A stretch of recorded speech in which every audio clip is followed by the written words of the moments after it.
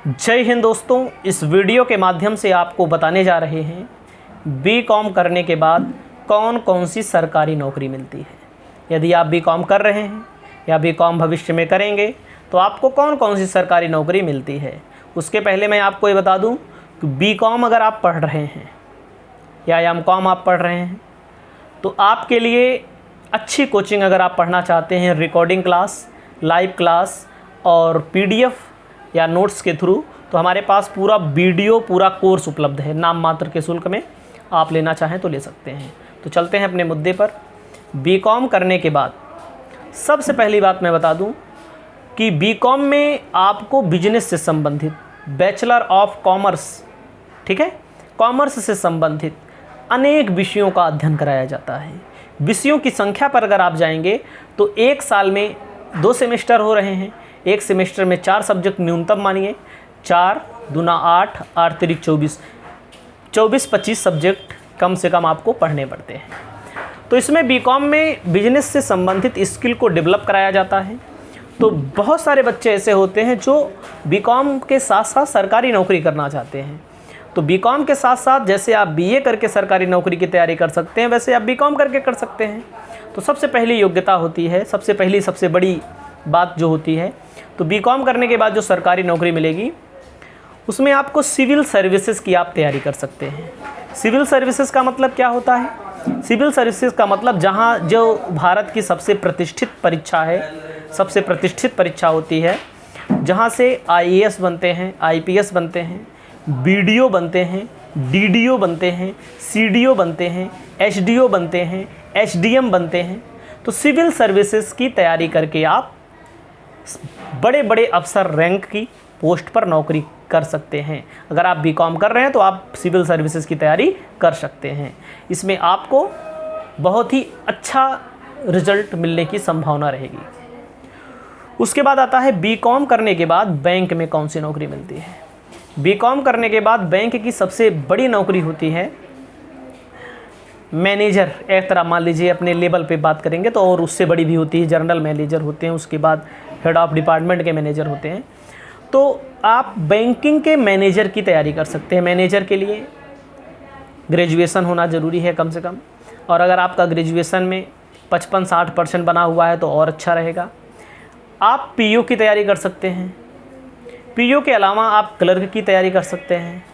तो आपको banking sector में जॉब मिलेगी, और ज़्यादातर बीकॉम वाले बच्चे बैंकिंग की जॉब ही करते हैं, ठीक है, बैंकिंग की नौकरी ही करते हैं ज़्यादातर लोग, नहीं तो अकाउंटेंट बन जाते हैं। तो बैंक में नौकरी आपको विभिन्न पदों पर मिल जाएगी। अगर आप रेलवे में नौकरी करना चाहते हैं तो रेलवे में क्या होता है, रेलवे में भी बीकॉम करने वाले स्टूडेंट के लिए जैसे भर्ती आती है। भर्ती किस चीज़ के लिए आती है?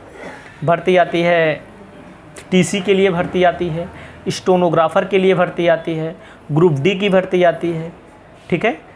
ऐसी भर्तियां आपके यहाँ स्टोर कीपर की भर्ती आती है। तो ऐसी भर्तियां ग्रुप डी में, ग्रुप सी में सब आती हैं।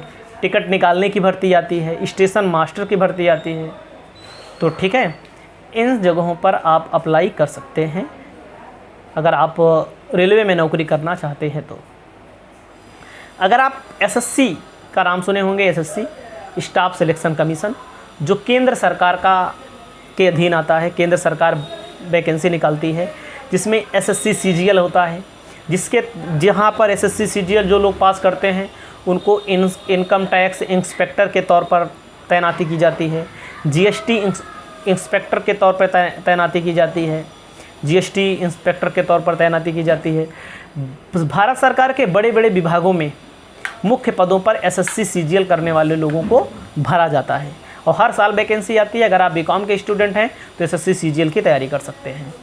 उसके बाद मैं आपको बताना चाहता हूं, अगर पुलिस में आते हैं, पुलिस की भर्ती, पुलिस में चाहे बीए के स्टूडेंट हो, बीकॉम और बीएससी, सभी स्टूडेंट को ग्रेजुएशन लेवल पे भर्ती आती है।